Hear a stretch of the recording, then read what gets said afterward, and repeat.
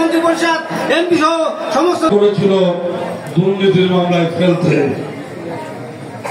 বাংলাদেশের অন্য কোনো গোয়েন্দা সংস্থা ছিল না আজিজুল বারী হেলালের সম্পদের তথ্য। আজ আমাদের দিন এসেছে, আমাদের মাঝে সন্তানকে আমরা সংসদে পাঠাবো। ইনশাআল্লাহ আমরা সম্মিলিত ভাবে দানের শীষে পক্ষ থেকে এবং আমাদের নেতা বিএনপির ভারপ্রাপ্ত চেয়ারম্যান তারেক রহমান, ছাত্র দলের সোনালী অতীত, বাংলাদেশ জাতীয়তাবাদী দলের কেন্দ্রীয় তথ্য বিষয়ক সম্পাদক জনাব আজিজুল বারী হেলাল প্রধান অতিথি হিসেবে উপস্থিত রয়েছে।